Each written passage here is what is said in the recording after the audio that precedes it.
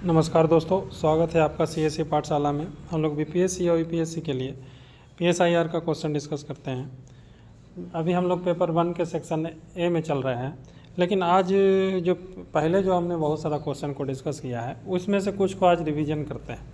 नया टॉपिक फिर कल देखेंगे, लेकिन आज क्या करते हैं, हम लोग रिवीजन करते हैं। हम सोच रहे हैं ना कि सप्ताह में जो एक दिन है वो रिवीजन का रखना बहुत ज़्यादा ज़रूरी है, क्योंकि अगर आपको याद ही नहीं रहेगा पॉइंट, क्योंकि जो थ्योरी है वो बार बार रिवाइज करना ज़रूरी होता है, तभी बहुत सारा फैक्ट जो है वो याद रहता है। तो चलिए देखते हैं आज क्वेश्चन। डिस्कस किए हैं पहले भी प्लेटो के टॉपिक में। पेलोपोनेशियन वार जो है वो किसके बीच में लड़ा गया था, तो ये हम डिस्कस किए थे। ये एथेंस और स्पार्टा के बीच में लड़ा गया था। आपको पता होगा कि जो एथेंस और स्पार्टा में जीत किसकी हुई थी, स्पार्टा की जीत हुई थी।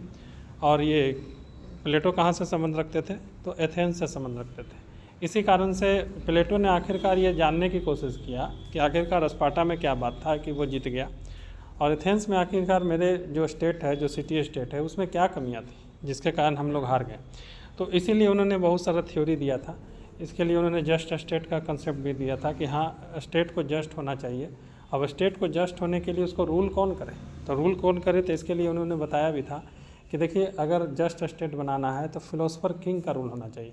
फिलोसफर किंग का रूल इसलिए होना चाहिए क्योंकि उसके पास क्या होता है, नॉलेज होता है। नॉलेज होता है चीज़ों को अच्छे से देखने की, चीज़ों को अच्छे से परखने की। उसके बाद वो क्या करेगा, रिफॉर्म्स लेकर के आएगा। उसके कारण से क्या होगा कि जो हमारा स्टेट है वो फिर से इस प्रकार का जो युद्ध है वो नहीं हारेगा। तो क्वेश्चन, द पेलोपोनेशियन वार किसके बीच में लड़ा गया था, क्वेश्चन तो एथेंस और स्पार्टा के बीच में लड़ा गया था, जिसमें जीत किसकी हुई थी, स्पार्टा की हुई थी। अगला क्वेश्चन, फिलोसफर किंग का कंसेप्ट किसने दिया था, हम अभी डिस्कस किए हैं, प्लेटो ने दिया था। फिलोसफर किंग का कंसेप्ट क्यों दिए थे, क्योंकि उनको क्या करना था, अपना जो उनका सिटी स्टेट था तो उसको क्या करना था, एक प्रकार से जस्ट स्टेट बनाना था, इसलिए उन्होंने फिलोसफर किंग का कंसेप्ट दिया।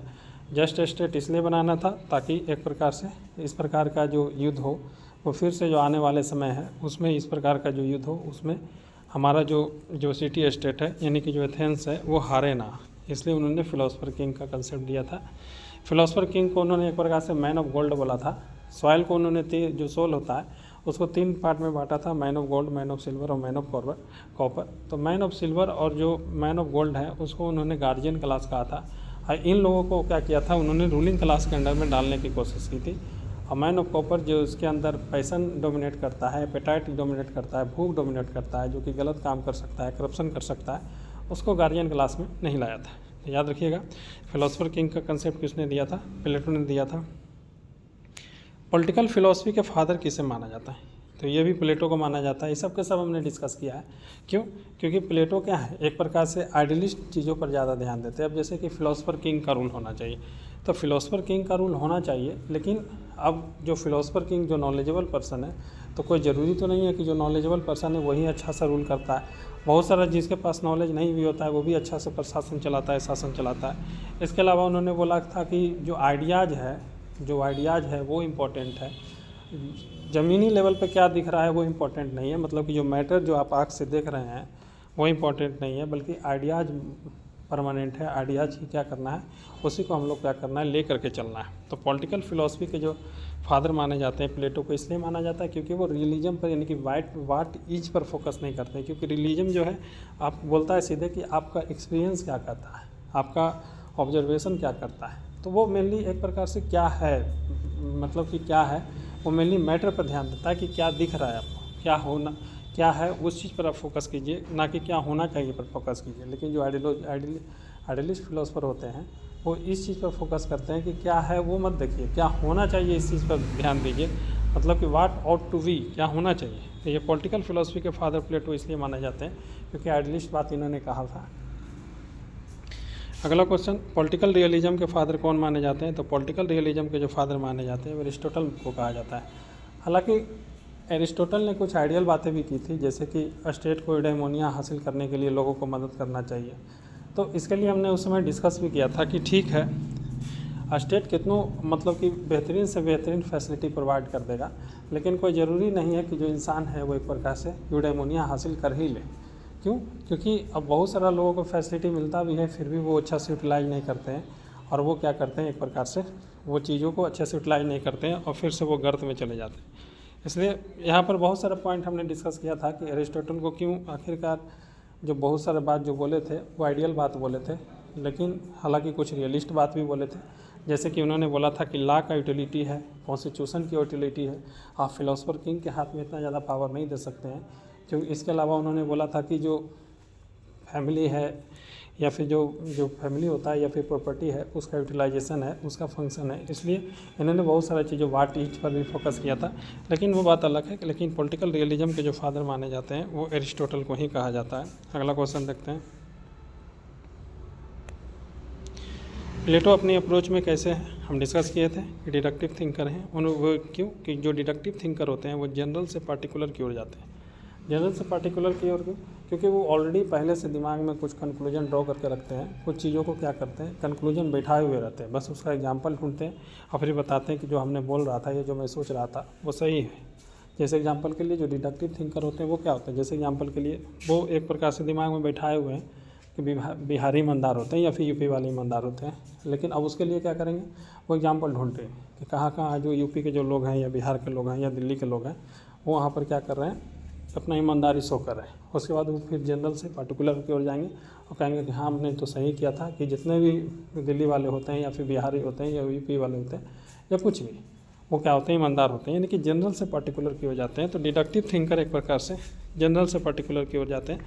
तो प्लेटो अपनी अप्रोच में क्या है, डिडक्टिव थिंकर है। क्यों? क्योंकि प्लेटो एक प्रकार से दिमाग में बैठाए हुए हैं कि जो नॉलेजेबल का पर्सन है, जो फिलोसोफर किंग है, वही एक प्रकार से जस्ट स्टेट बना सकता है और कोई जस्ट स्टेट नहीं बना सकता है।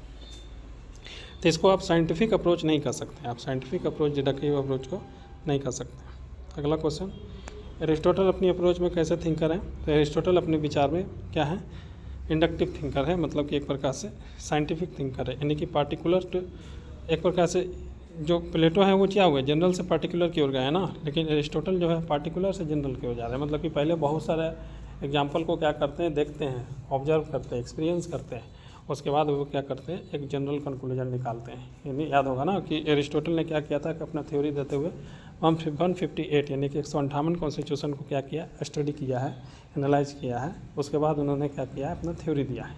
एक प्रकार से हम पहले बता चुके हैं कि जो रियलिस्ट थिंकर होते हैं वो एक्सपीरियंस करते हैं, रियलिस्ट एक प्रकार से ऑब्जर्व करते हैं। उन्होंने क्या किया, 158 कॉन्स्टिट्यूशन को क्या किया, ऑब्जर्व किया, उसके बाद अपना थ्योरी दिया।